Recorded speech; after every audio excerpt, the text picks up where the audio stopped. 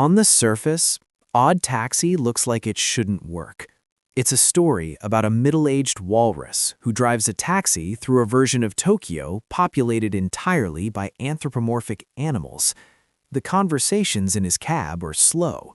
The tone is unhurried. Nobody is saving the world. For the first few minutes, you could be forgiven for wondering what exactly you signed up for. But then, something strange happens. Without you quite noticing when it started, the story has a grip on you. Characters you met only in passing are returning. Conversations you half listened to are suddenly paying off in ways you didn't expect. Details that seemed accidental are turning out to be load-bearing. By the time you reach the end, you realize that Odd Taxi isn't just good. It's one of the most precisely constructed stories in modern anime, and nearly every one of its surprises was hiding in plain sight from the very beginning. The first thing Odd Taxi asks of you is patience, not because it's slow, exactly, but because it trusts conversation to carry almost everything. There are no spectacular set pieces in the early episodes. What there is, instead, is talk. Odokawa, our taxi driver protagonist, picks someone up. They talk. He drops them off. Someone else gets in. The cab becomes a kind of confessional booth, a small enclosed space where people, for reasons they can't entirely explain, say more than they mean to. What makes these conversations remarkable is how naturally they expose character. A young man rambles about social media fame with just enough desperation underneath his casual tone that you understand his entire psychology without being told it. A nurse discusses loneliness in a way that seems ordinary until something she says loops back later and changes its meaning entirely. The writing has a rare quality. It sounds like real people talking, which means it conceals its architecture almost perfectly. Every conversation in Odd Taxi is doing at least two jobs at once, and you won't always know which one mattered until much later. There's a kind of pleasure in this that's hard to describe. You begin to listen the way a good detective listens, not for what people are saying, but for the shape of what they're choosing not to say. The show teaches you how to watch it, gradually and without announcement, simply by rewarding attention. At the heart of all of this is Odokawa himself, and he's not the kind of protagonist anime typically builds stories around. He's 41, he lives alone, he has almost no social life by choice. He's blunt to the point of rudeness, not aggressively, just with the particular honesty of someone who never learned to perform warmth he doesn't feel. He observes, he listens, he rarely volunteers more than what's asked of him. And yet, as the series goes on, you realize that Odokawa is the gravitational center around whom an entire city's worth of storylines are quietly orbiting.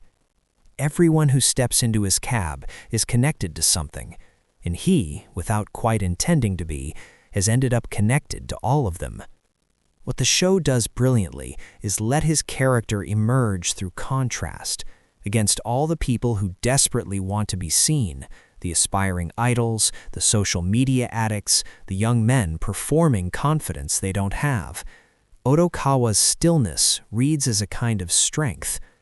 He's not wise in a theatrical sense, he doesn't offer speeches, but he sees things, he registers things, and slowly the weight of what he knows begins to press on the story from beneath. There's a growing sense as the series develops that Odokawa understands more about his situation than he lets on, and that the gap between what he knows and what he reveals is where the tension lives. One of the most unusual achievements of Odd Taxi is the sheer size and specificity of its cast, and the fact that you care about nearly all of them. These people seem, at first, to be separate stories. Their lives feel unconnected, and the show is patient enough to let you believe that for a while, to let each thread develop at its own pace, in its own register. but Odd Taxi is constructed like a city block seen from above. What looks like unrelated lives at street level reveals from high enough a web of overlapping paths. One character's small decision creates a consequence that reaches someone they've never met. A secret that seems personal to one storyline turns out to be the key that unlocks another entirely. The satisfaction of watching this come together isn't the satisfaction of a twist. It's something quieter and more earned. The pleasure of realizing that the world the show built was always more connected than it appeared, and that you were given every piece of the puzzle in plain view. Underneath all the character work and interlocking storylines, Odd Taxi is a mystery. There is something dark at the center of this story. A disappearance, a secret, a chain of events that nobody is discussing openly. And the show builds toward it with a patience that lesser writers would struggle to maintain. What makes this work is that the darkness never overwhelms the texture of ordinary life. The mundane details of each character's daily routine aren't filler around the mystery. They are the point. Because what the show is ultimately interested in is how people carry their secrets inside otherwise ordinary lives. How someone can be deeply implicated in something terrible and still worry about their rent, their relationship, their reputation on social media. Every small detail the show gives you turns out to matter. The series doesn't have throwaway moments. Even a brief exchange that seems purely characterful will turn out 3 episodes later to have planted something essential. Watching it a second time, knowing what you know, is a genuinely different experience, and that alone tells you how carefully it was designed. There's a particular feeling you get at the end of a story that was genuinely constructed rather than assembled, where you can sense the architecture underneath, feel how precisely each part was placed, understand why every character existed and why every conversation happened when it did. It's a feeling that's harder to achieve in serialized storytelling than almost any other form, because it requires a writer to know the ending before they've written the beginning, and to trust that an audience will stay patient through everything in between.